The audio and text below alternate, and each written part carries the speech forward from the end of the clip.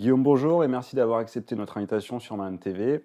Alors, vos Bonjour. frères d'armes kurdes vous connaissent mieux sous le nom de Bayar Serhat, puisqu'en 2017, vous avez fait le choix de partir en Syrie combattre Daesh à leur côté. Vous venez de créer avec d'anciens volontaires français le comité de défense des peuples libres. Nous en parlerons. D'abord, on va revenir un peu sur votre parcours. Qu'est-ce qui vous a poussé à rejoindre les rangs des YPG, les combattants kurdes de Syrie? Déjà, j'étais en 2014, comme tout le monde, estomaqué à partir du moment où le califat de l'État islamique a été officialisé euh, à Mossoul. J'ai beaucoup suivi aussi toute son expansion, par le biais des réseaux et des médias, les massacres qui étaient faits, génocide des Yézidis, et à partir de 2015, tous les attentats qui ont été faits à l'étranger, bon, en France également. Et c'est à partir de 2016 que j'ai vraiment commencé à réfléchir mon action, à essayer Mm. d'intervenir. Je voyais plein de volontaires partir alors, pour rejoindre Daesh et beaucoup de mouvements. Tout le monde avait envie qu'il se passe quelque chose. Mm. Et moi, j'avais vraiment du coup envie de participer et d'essayer de faire quelque chose à mon niveau. J'ai commencé à regarder pour faire l'humanitaire, Ouais. en Syrie notamment. Je me suis rapproché de ce qui était Chrétiens d'Orient et autres associations qui cherchaient à reconstruire. Sauf qu'en 2016, les combats étaient encore Mm. omniprésents. Donc, quand j'ai vu que ce qu'ils voulaient faire, notamment à Alep, avait été annulé Mm. à cause des combats qui avaient repris, Mm. je me suis dit, bah non, c'est pas le moment de parler de reconstruction, Mm. c'est le moment de repousser l'ennemi et de détruire ce califat. Et c'est là que je me suis dit, assez rapidement, ce qu'il faut faire, c'est y aller et combattre. D'accord. Euh, Comment ça s'est passé concrètement? Est-ce que finalement, au moment où vous partez, votre famille est au courant? Est-ce que les autorités françaises sont au courant? Est-ce que vous avez des contacts là-bas? Comment ça se passe concrètement quand on décide de Alors, partir? ma famille n'était pas du tout au Ouais, courant. J'ai gardé ça pour moi jusqu'au bout. Les autorités, à l'époque, on était en état d'urgence ouais, en 2017 quand je suis parti, et les autorités françaises, pour ceux qui voulaient partir, récupéraient le passeport, d'accord. ne serait-ce que le temps qu'on fasse une démarche en justice. En tout cas, ça Mhm, nous est loupé mhm, les ouvertures pour partir. Donc, j'ai gardé le secret absolu. mhm. J'ai préparé mon départ pendant plusieurs mois. Je suis rentré en contact là-bas avec les réseaux sociaux. Je C'est connaissais avec les réseaux pas. sociaux C'est ça, oui. D'accord. Je connaissais pas les Kurdes, je connaissais personne sur place, je Mhm, connaissais pas les Kurdes particulièrement. mhm, Je m'étais intéressé à ce qu'ils faisaient. Je voulais m'assurer que le camp que je rejoignais faisait mhm. pas d'horreur. Ouais, bien sûr. Ouais. Si c'est combattre des gens qui font des massacres, en rejoignant un camp qui fait des Mhm, massacres, ça n'a aucun intérêt. mhm, Donc je m'étais assuré de ça. J'ai trouvé des contacts sur place. J'ai trouvé des contacts sur place par le biais des réseaux sociaux. ouais. Et à un moment, ben, comme il n'y a pas beaucoup de moyens de s'assurer de Mhm. la fiabilité des gens, ben, j'ai sauté le pas et j'y suis Ouais, allé. il faut y aller, quoi. Il faut Et faire j'ai laissé confiance. une Ouais. lettre à tous les membres de ma famille pour leur expliquer ce que j'avais fait et pourquoi. Et du coup, le parcours que vous avez fait concrètement, c'est quoi? C'est vous allez en Turquie et après on vous fait passer la Alors le frontière. Vous êtes allé parcours, alors au Kurdistan les irakien? Kurdes nous font promettre de garder le secret sur le parcours D'accord, précis, ok, mais oui, on part au Moyen-Orient d'accord. par avion et puis on est récupéré sur Ouais. place et après on traverse. Parce qu'à l'époque, il faut se rappeler que du coup, les autorités françaises ont plus l'habitude effectivement de voir des Français partir pour rejoindre le rang de Daesh que Ouais. des Français rejoindre les rangs des Kurdes. Je pense qu'en tout, alors il n'y a pas de comptabilité, mais je crois qu'il y a une centaine de Français qui ont rejoint les Kurdes, alors que du côté de Daesh, ça se compte en milliers de Ah personnes. bah, Donc il n'y a pas le même rapport. selon le ministère de l'Intérieur, après c'est un chiffre qui est Mhm, forcément pas le chiffre vrai et incomplet, mais il parlait d'une soixantaine de Français en tout. partis rejoindre les Kurdes, que ce soit irakiens ou syriens, Mhm, puisque bien sûr. certains ont rejoint les Peshmerga en Irak. Et oui, on parle de plusieurs milliers de Mhm. Français partis rejoindre Daesh. Oui, parce que si vous avez tenu le secret, c'est que vous pensiez que votre famille allait vous empêcher de partir? Non, oui, c'était pas impossible. Ouais, Ouais, c'est ouais, pas non, c'était pas impossible. impossible. Ouais, ouais, parce que c'est un projet un peu fou, hein, quand on y pense, et qu'on se remet dans le contexte. En 2017, il y a beaucoup de pertes chez les Kurdes. Ouais. Daesh est quand même dans une offensive assez puissante, a énormément de territoires. C'est un projet un peu fou, donc ouais, Ouais, et ça surtout peut partir, s'entendre. partir en ayant, c'est Mm, vrai que je le conseille à personne, hein, partir mm, en ayant que des contacts via Internet, c'est ouais, extrêmement risqué. Et c'est ouais. compliqué d'expliquer qu'on a pris toutes les mesures, enfin en tout cas possibles, Mmh. à la famille. Bien Ça, sûr, c'est bien sûr. impossible. Une fois arrivé en Syrie, comment ça se déroule exactement? Est-ce qu'on vous met une calage directement dans les mains et puis on vous envoie au front? Est-ce que vous avez le droit à un entraînement? Alors on a un entraînement Ouais, dans une académie avec que des internationaux d'accord. euh, qui se rejoignent beaucoup. Alors il y en a plusieurs qui arrivent pour la seconde, troisième fois, mais ceux qui arrivent pour la première fois Mmh. comme moi, nous avons un mois de formation D'accord. aux armes, à la langue aussi, parce que Mmh. sans parler un mot de kurde, c'est très compliqué sur le Ouais, front. ouais. Aussi pour nous acclimater. Mmh. Mais oui, au bout de ce mois-ci, en revanche, on est envoyé directement Donc en un mois, nationalité. c'est Mais un mois, ça permet d'avoir les bases, mais ouais. c'est court. Vraiment, c'est Parce que court. du coup, ils vous ont entraîné, aux différents types d'armes que vous pourriez, utiliser, C'est à ça. tirer dans une cible plus ou moins bien, C'est ça. Les b.a.-ba pour lancer des grenades. Ouais, Comment se comporter. Alors déjà, comment reconnaître la plupart des mines ouais, faites par bien Iran, parce que sûr, Daesh mettait des mines absolument bien sûr, partout. ouais. Comment les reconnaître, Mmh. les bons réflexes lorsqu'on rentre dans un bâtiment, lorsqu'on se Mmh. déplace, comment réagir Mmh. lorsqu'on se fait tirer dessus pour la première Mmh. fois. Bon, c'est vraiment le b.a.-ba Ouais, pour ouais. survivre au premier combat. Mmh, mmh. Après, ce qu'ils nous disaient, et là c'est l'entraînement comme tout le monde, hein, comme eux aussi, Mmh. c'est sur le front qu'on apprend tout. Ouais, bien sûr, En ouais, pleine ouais, ouais, guerre, ouais, ouais. Le seul moyen, ouais, c'est d'être confronté à ça, quoi. ouais, Mais du coup, on vous a appris à vous servir d'une Kalachnikov, ouais. j'imagine, et puis les différents. Kalachnikov, mitrailleuse, fusil de sniper, Mmh. et après lance-roquettes et grenades. Bien sûr. Et au niveau de l'équipement, comment ça se passe? C'est vous qui devez vous acheter votre équipement, on vous en fournit, Alors non, avec les peshmerga, côté irakien, il Mmh. fallait s'équiper soi-même. D'accord. Côté YPG et Mmh. YBG, alors Yézidi et enfin, Force démocratique syrienne en Syrie, Ouais. là, ce sont les Kurdes qui nous donnaient tout D'accord. l'équipement, OK. le treillis, les armes Et à et côté, munitions. éventuellement, vous pouvez essayer de trouver d'autres armes pour upgrader, C'est enfin pour les. compliqué. C'est C'est compliqué, surtout ouais. sur le front qu'on arrive à trouver des D'accord, équipements, OK. mais c'est compliqué de trouver plus Quand on dit sur le front, c'est qu'on les récupère sur l'ennemi, les équipements? sur l'ennemi, ouais, ouais. D'accord, OK. Et dans les armements qu'on a récupérés. Enfin, voilà, Et les d'ailleurs, vous commandos. étiez surpris ou, quand vous tombiez sur de l'équipement des combattants de Daesh, est-ce qu'il y avait une différence justement de qualité, de niveau d'armement entre les troupes de Daesh et les troupes, kurdes? Complètement, Ah ouais? complètement. On Ouais. avait du matériel russe, on va dire, assez basique, hein, qui n'avait Mmh. pas changé depuis les années 60. Eux, avec tout l'armement américain qu'ils avaient Mmh. récupéré en Irak, qu'ils ont récupéré aussi sur D'accord. l'armement russe plus moderne qu'ils ont récupéré sur Mmh. l'armée syrienne. Oui, ils avaient. Bah, moi, je sais que j'ai passé la moitié du temps avec une M16 que j'ai récupérée D'accord. chez Daesh, D'accord, OK. et avec une vision thermique que j'ai récupérée aussi chez Daesh. D'accord, OK, ouais. Ouais, ouais, ce qui permet d'être plus efficace que la Kalachnikov, voilà. En tout Avec cas, les qui permet organes de de combattre de visée nuit, un peu ouais. fatigués, ouais, ouais. Mm. Vous, vous aviez déjà une expérience militaire ou pas du tout? Ouais, c'est vraiment votre, Aucune, ouais. ouais, ouais, ouais. Vous découvrez tout ça, pendant ce premier mois, Complètement. ouais. Alors, justement, quand à partir de là, vous allez rejoindre, les combats et donc les choses sérieuses, se mettent en place. Est-ce que vous vous souvenez de la première fois où vous avez été confronté, réellement à l'ennemi et qu'est-ce qui se passe, qu'est-ce qui se passe dans la tête? Est-ce qu'on se dit, «Mais qu'est-ce que je fous là? Qu'est-ce que je fais là?» au lieu des premières fois? Alors, étrangement, forcément, enfin, vous n'allez pas me demander à 10 combattants, ils vont Ouais, peut-être ouais, vous dire des choses bien différentes. sûr. Mais quand on m'a vraiment tiré dessus, parce que j'ai vu des échanges de tirs Mmh. dans un premier temps, mais bon, quand on n'est pas pris pour cible, quand la Mmh. balle siffle pas, c'est pas la même chose. On dit quelque chose sur le fond, c'est on sait comment on réagit à partir du moment où on entend la première balle siffler. Ah ouais. Pas avant. Ouais, On peut spéculer tout ce qu'on veut. Moi, je sais que j'étais vraiment venu pour combattre. ouais. Mmh. J'avais tout sacrifié, Mmh. j'avais tout quitté, je m'étais mis à mal par rapport à ma profession, par rapport à ma famille. Je ne savais pas quand j'allais rentrer, si j'allais rentrer. Je ne voulais pas partir, j'avais ça en tête depuis que j'étais arrivé, je ne voulais pas partir sans avoir fait le job. Mmh.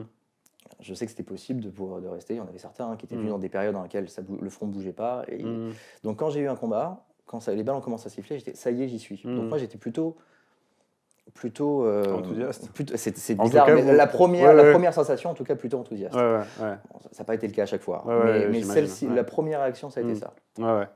Oui, de pas être pris par la peur, mais de se dire, «Je suis là, j'ai voulu être là et donc il m'arrive, ce qui doit arriver», quoi. C'est tellement volontaire, c'est tellement difficile, ne serait-ce que d'arriver Mmh. jusqu'ici, qu'à partir du moment où on y est, on se dit c'est pas le moment de flancher, c'est maintenant que tu Mmh. commences à réaliser tout ce que tu as fait, tout ce que, pourquoi tu as tout abandonné depuis un mois et demi, Mmh. c'est maintenant qu'il faut agir.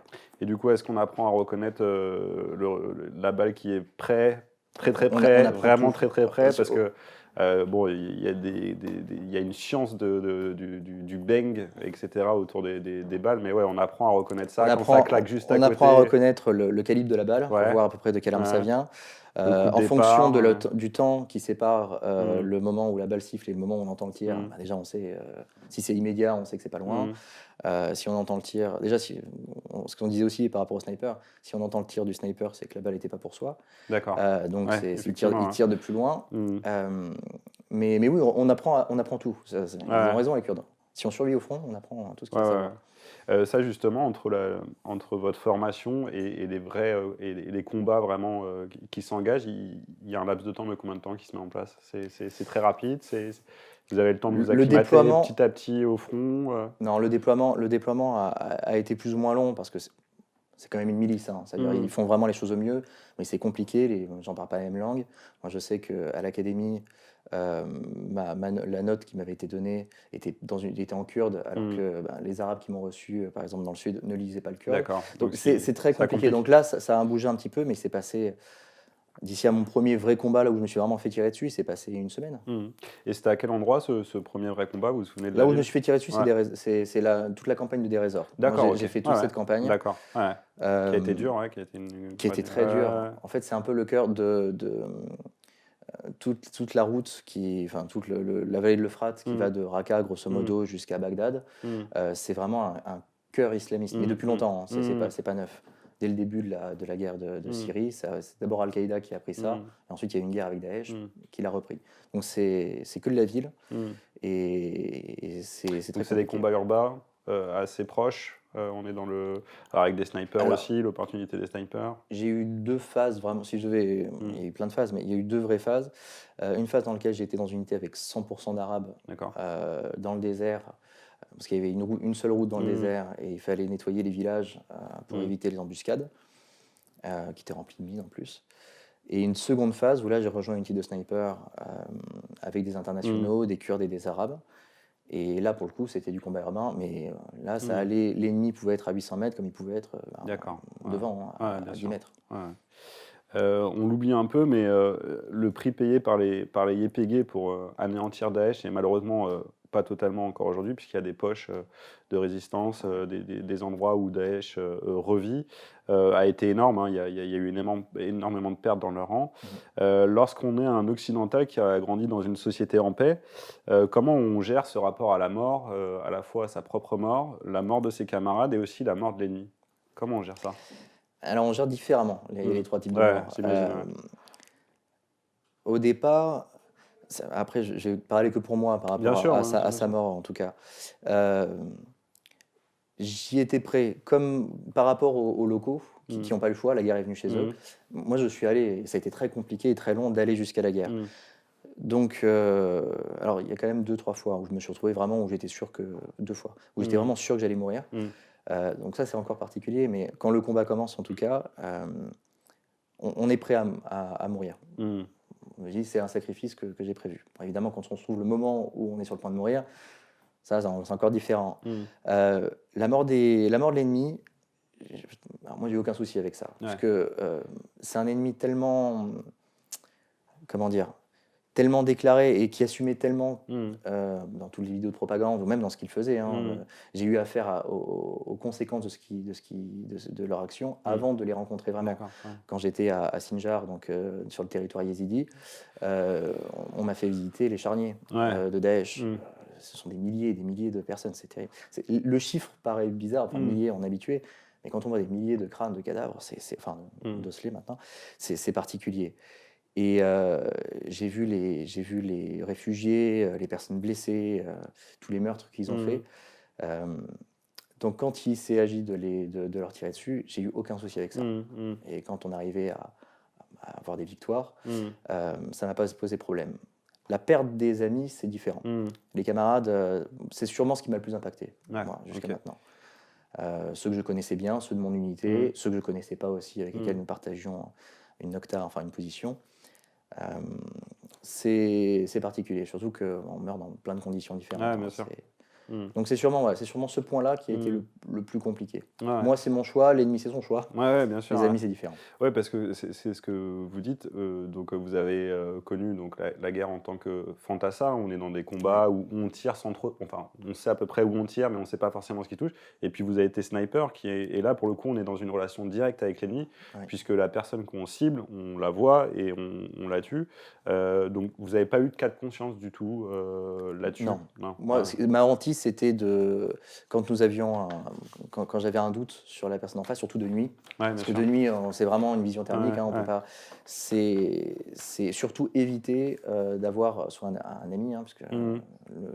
le front, des fois, c'est chaotique. C'est Mmh. quand même une milice, toujours. Mmh, ouais, bien sûr. Ou un civil. Ça, Mmh. c'était mes hantises. Mais à Ouais. partir du moment où c'était un adversaire, j'avais Mmh. pas de souci.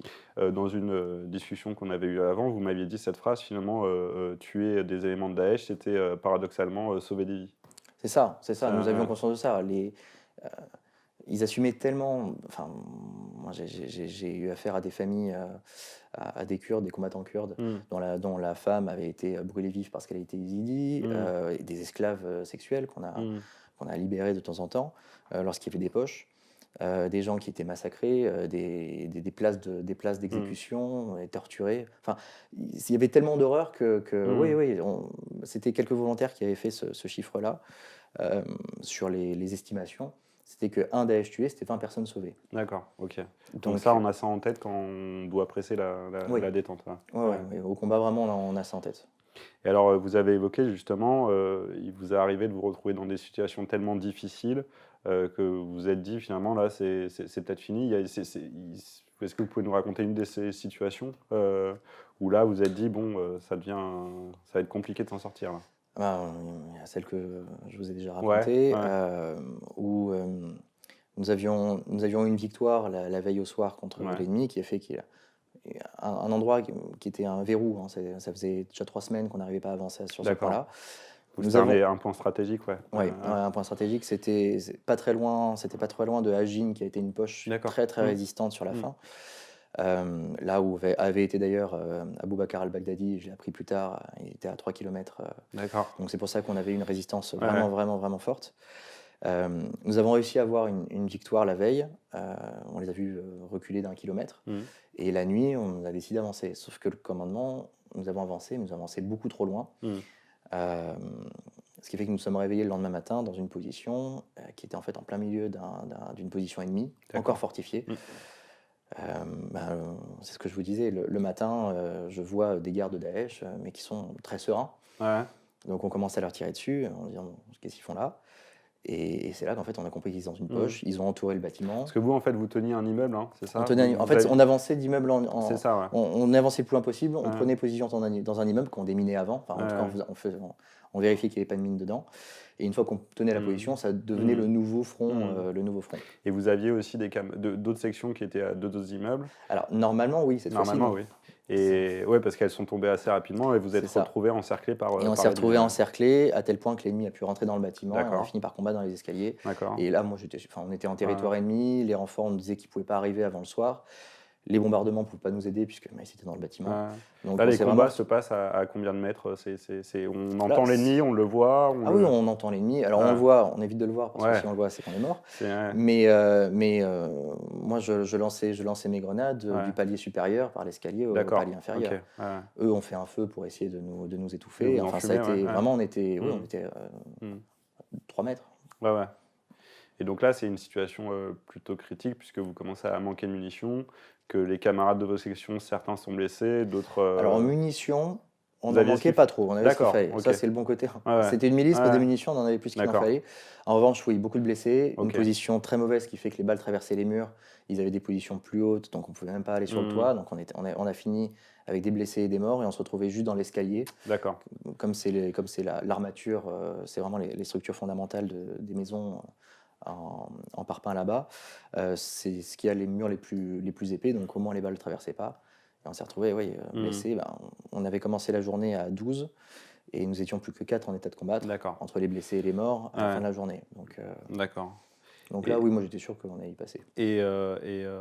dans ce combat, vous aviez, une grenade qui normalement qu'on garde pour soi en cas de Alors, capture. ouais, ouais, C'est ouais. la fameuse grenade qui, C'est la grenade 0 seconde. ouais, C'est, que c'est- vous avez utilisée aussi dans le Ben, combat que parce j'ai quand que même balancé. ouais, ouais, C'est une ouais, 0 seconde, donc je me suis vraiment mis sur le palier et je l'ai lancé ouais, directement ouais, parce que ça explose. ouais, Enfin, il y a quand même un temps de latence parce qu'il faut que la détonation se fasse, hmm. mais je l'ai quand même balancé. Oui. Ouais, parce Normalement, que on se dit qu'on la garde pour soi, mais ouais, là, parce que j'y suis allé. pour que les auditeurs comprennent bien, en fait, la crainte d'être capturé par Daesh et de se retrouver, de se voir infliger des choses terribles, fait que les combattants kurdes ou les volontaires français ont sur eux quelque chose, notamment cette grenade, qui permet d'en terminer beaucoup plus vite, quoi. Ah, il y a une hiérarchie parmi les prisonniers que Daesh Mm, prend. Il y a les Arabes. mm, euh, les Arabes, ça fait partie des échanges de prisonniers. Ce sont des d'accord. gens qui, malgré tout, sont quand même des musulmans au départ. Donc, Mm, même si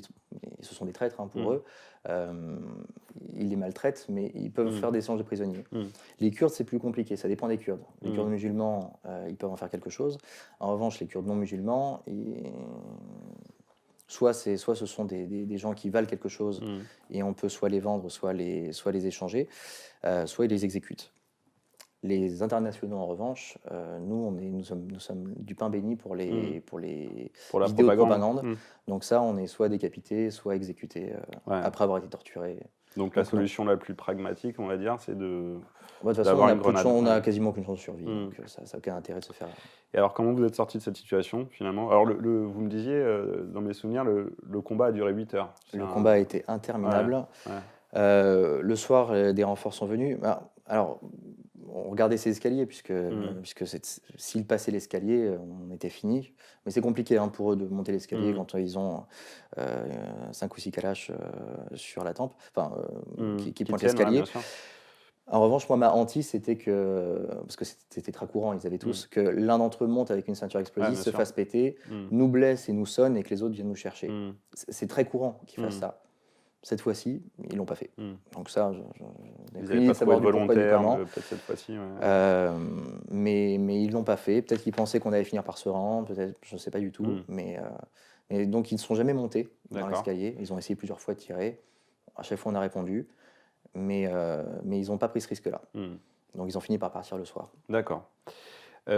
Sur le terrain, comment se concrétisait finalement l'action de la coalition internationale anti-Daesh? C'est quoi? C'est des bombardements, des soutiens d'artillerie, c'est des forces spéciales au sol, françaises, américaines. Vous, de votre position, qu'est-ce que vous avez Alors, vu du de ce que soutien? j'ai fait, moi, de tout le territoire que Mm. j'ai participé à reprendre, au sol, nous n'avions personne. Ouais, il n'y avait pas de Voilà. force Pas spéciale de force pour guider spéciale au les. sol pour combattre. C'était vraiment que les forces démocratiques Mm. syriennes, arabes, kurdes et volontaires internationaux. La coalition, par contre, en tant que soutien par artillerie et Mm. missiles, ça, Mm. ils ont été plutôt présents. Et D'accord. après, par contre, l'aviation était omniprésente. Ils Omniprésente. nous ont sortis de Bourbier pas mal de fois. Ouais, ouais. C'était déterminant à certains Vraiment, moments. oui, oui. Ouais. Parce que quand nous avions des combats qui duraient vraiment longtemps Mm. et on n'arrivait pas à s'en sortir, les positions ennemies étaient quasiment systématiquement Mm. bombardées. Quand on était asthmaté par l'artillerie ennemie aussi, Ouais. l'aviation venait s'en occuper. Donc non, l'aviation était vraiment très présente. Au sol, il fallait qu'on soit là pour prendre, Ouais, ouais. et c'était très compliqué, mais ils ont été très présents. Mm.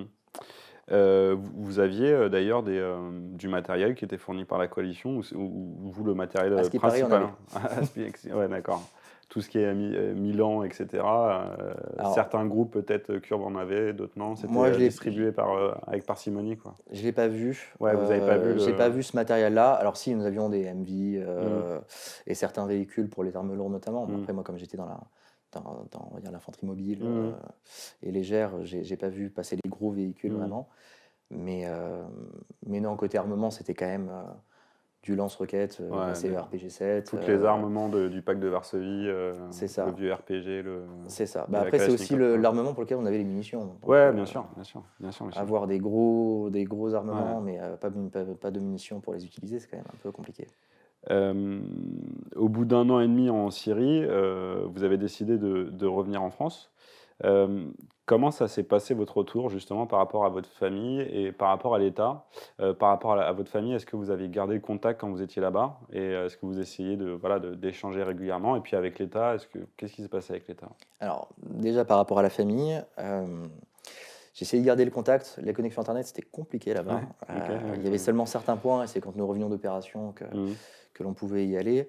Donc, une fois tous les 15 jours, 3 semaines, Mmh. j'envoie un message pour dire: «Je suis encore là». Le C'était retour s important pour vous ouais, de les rassurer, ou alors est-ce que, au contraire, le fait de penser à ça pouvait être, déstabilisant et du coup vous évitiez de trop penser à ce qui vous rattachait à la France et ce qui vous peut-être vous Alors éloignait de la étrangement, mission que vous c'est étiez plutôt donnée? le contraire. Ouais. C'est-à-dire que, au bout d'un moment, quand on reste là-bas, alors je suis resté 1 an moi, Mmh. 1 an, ouais. mais quand on reste là-bas longtemps, la question qui se pose, c'est: «Comment je vais faire pour me réacclimater en Bien sûr. rentrant?» Ouais, ouais. Donc garder le contact, en fait, pour moi en tout cas, Mmh. ça a été essentiel. Pour Mmh. d'autres non, mais pour moi ça a été essentiel. Mmh. Donc pouvoir avoir un peu de nouvelles de ce qui se passe en France, aussi de vie, normale, Mmh. c'était important. Donc ça me faisait du bien d'avoir mon petit D'accord. rituel quand je revenais d'opération, de discuter un peu avec ma famille, avec certains de mes amis. Mmh. Donc ça, ouais, ça, le retour s'est bien passé avec ma famille. Tous mes amis n'ont pas forcément compris, D'accord. mais ma famille, ça s'est bien passé. Pour l'État, quand je suis revenu, j'ai reçu une invitation des services, intérieurs, à prendre rendez-vous. Mmh. Donc j'ai été un peu débriefé, c'était très Mmh. cordial, j'ai pas vraiment eu de soucis. Après, ils sont restés un peu en contact, de Mmh. temps en temps, mais vraiment, Oui, j'ai pas eu de soucis. Moi, vous avez pas eu j'ai de eu aucun problème, ouais, souci. ouais, ouais. Ils m'ont assuré de la bienveillance, Mmh. générale, de ce qu'on avait fait, en disant: Mmh. «Non seulement on n'est pas inquiété, mais si on avait un souci vraiment important, on pouvait faire appel à eux». Mmh. Mais pas de non, vraiment aucun danger, aucun risque, en Mmh. tout cas pour moi. Après avoir passé autant de temps finalement en situation de guerre, et vous l'évoquiez un tout petit peu, mais comment on fait pour, justement se réacclimater à une société en paix? Moi, il y avait un truc qui m'avait frappé dans une discussion qu'on avait eue, c'est que vous m'avez dit: «C'est la question du temps», qui a rien à voir entre, quand en gros chaque jour on n'est pas sûr de voir le lendemain, donc du coup on a un rapport au temps qui est beaucoup plus spontané, beaucoup plus direct, qu'est-ce que je vais manger, où je vais Oui. dormir et cetera. Et puis de se retrouver dans une société, en paix où, les questions à long terme, vous dépassent un peu, les crédits, Et les vacances, c'est ça, les choses comme ça. Comment on fait justement alors ça, je vous dirais comment on fait quand j'aurai complètement fini de me ouais, réacclimater, ouais, si ça arrive un jour, c'est plus dur, ouais, mais ouais, en fait, s'adapter là-bas, c'est étrange, hein, mais alors il y en a qui n'y arrivent pas, hein, mmh, mais en proportion, je trouve que les gens, enfin, ils ont une très bonne composition, ils se mmh, sont vraiment acclimatés très rapidement. En revanche, là je parle pour moi, mais ça aussi mmh, pour quasiment tous les volontaires, hein, se réacclimater au retour, c'est très compliqué. mmh, Bon, il y a des bons côtés, hein, mais c'est vrai que le rapport au temps, c'est mmh, ce que je vous dis. Et quand j'ai un ami qui m'avait dit qu'il avait pris un crédit immobilier sur 40 ans, sur 20 ans, oui, mmh. sur 20, un peu plus de 20 ans, la première chose que je me suis dit, c'est: mais tu vivras jamais aussi longtemps. Ouais, ouais, ouais. Et je lui dis: bah si, si, si, normalement on est censé Ouais, ouais, ouais. vivre aussi longtemps. Mmh, Et ça, cette notion du temps, je recommence un petit peu au mmh. bout de 3 ans quasiment maintenant, à me reprojeter un petit peu, mais, mais pas encore. Ça se Ouais, compte en ouais. mois, pas encore en années. C'est quoi finalement? C'est que quand vous étiez là-bas, alors malgré toute la violence, auquel, vous étiez confrontés, il y avait la sensation de vivre chaque instant vraiment de manière ouais, chaque instant de vie était précieux et si précieux qu'on le savourait, alors que dans une société où les choses sont plus faciles, bah, du coup, il y a peut-être un peu moins de saveur. Alors c'est Bah, paradoxal de dire ça, voilà, hein, c'est ça. Je dirais, mais non, mais si, il y avait deux choses. Par rapport à ce qu'on avait, on disait que c'était mieux que rien, ouais, ouais. alors qu'on n'avait pas grand-chose, hein. Mmh. Et par rapport à ce qu'on espérait, on disait pas d'espoir. Mmh. Parce Mmh. qu'en effet, quand on est sur le front, le moins de combat peut être le dernier combat. Mmh. Enfin, Mmh. et il suffit d'une mine, il suffit de n'importe quoi. Et même quand on Mmh. est derrière un muret, qu'on sait très bien qu'il y a les snipers en face, à un Mmh. moment on s'accroupit au lieu de s'asseoir et puis on est fini. Enfin, Mmh. c'est très très vite fait. Mmh. Donc on apprend à ne plus avoir d'espoir. Mmh. Alors, parce que ça signifie pas qu'on est complètement dépressif, Mmh. hein, mais on fait les choses qu'on a à faire. Mmh. Sans se poser Et la question. on perd pas de temps dans la spéculation, Mmh. et vraiment on fait ce qu'on a à faire. Et on apprend à aimer ce qu'on a parce qu'on a Mmh. quasiment rien, mais voilà, Quand on tombe sur un potager et qu'on voit qu'il y a des trucs et qu'on va avoir On plus à manger, savoure. on est content. Ouais, ouais, Même si c'est des radis dégueulasses que j'ai ouais, vus. Mais on aime bien quand ouais, même. On aime bien quand même. Sur ouais, le moment, on ouais, aime bien. ouais. Donc c'est ouais, apprendre à aimer ce qu'on a et Mm, surtout apprendre à vivre dans le présent, mm, vraiment mm. complètement. Et ne pas se projeter. Surtout ne pas C'est se un projeter. rapport à la vie beaucoup plus simple, quoi, en fait. La guerre développe un rapport à la vie beaucoup plus Et puis, simple. et puis quasi binaire. Il y a aussi, Ouais. alors on parle de se projeter par rapport au temps, mais il y a aussi les directions qu'on décide de prendre. Parce Mm, que le sens, c'est quelque chose que vous pouvez demander à 10 volontaires. Les 10 vous diront que là-bas, on avait l'impression, on avait un sens qui était prédéfini. mm. Les alliés étaient derrière, les ennemis étaient Ouais, devant. ouais. On est sûr de l'aspect moral de ce que l'on Mm, fait mm, et on est sûr de l'aspect immoral de ce que fait l'ennemi. mm, mm. Alors, il se trouve que dans cette guerre, en plus, ça se voyait quand même beaucoup plus que Ouais, dans que d'autres, hein. l'ennemi. C'est Ouais, pas ouais. juste de la propagande Ouais, pure et ouais, dure, ouais. mais, on avait le sentiment de quoi qu'on fasse, Mm, ça avait un sens. mm, Et quand on revient, devoir ramer un peu pour donner le moindre sens à chaque action et devoir finalement faire beaucoup de choses qui ont un sens un peu limité, mm, c'est très compliqué ça aussi. mm, mm. Du coup, vous avez décidé, finalement, pour un peu continuer ce combat, mais plus sur le terrain, de créer le comité de défense des peuples libres. Quelle mission vous vous donnez? Est-ce que c'est pour continuer d'alerter l'opinion publique sur la situation des Kurdes de Syrie, sur le risque qu'il y a encore, sur leur projet de société aussi, qui est un projet particulier? On n'aura pas le temps d'en parler, mais Mm. voilà, c'est vraiment un projet très particulier. Quelle est la mission de ce comité de défense des peuples Alors libres? déjà, pour parler de ce comité, faut déjà voir un peu d'où il vient. Mm, Au départ, quand on revient, on reste en contact les uns avec les autres, les volontaires que l'on connaît, mais sans plus. On reste amis juste. En 2019, lorsqu'il y a eu l'invasion par la Turquie du ouais, Rojava bien sûr. et que la France a décidé de lâcher ses Ouais, alliés, que ouais, l'Union européenne et les États-Unis ont décidé de lâcher leurs bien alliés, sûr, ouais. nous nous sommes réunis à plusieurs volontaires. Ouais, Nous avons fait un appel qui a été relayé par des mm, médias et reçu au Sénat, à l'Assemblée nationale. Nous avons été reçus par plusieurs députés et mm, sénateurs euh, pour dire qu'il fallait qu'on intervienne. Il mm, fallait qu'on prenne parti des Kurdes parce que ce sont nos alliés, mm, qu'à partir du moment où on attaque nos alliés, on doit considérer qu'on nous attaque nous aussi, mm, qu'on a une dette envers mm, les Kurdes par rapport à Daesh, bien sûr, ouais.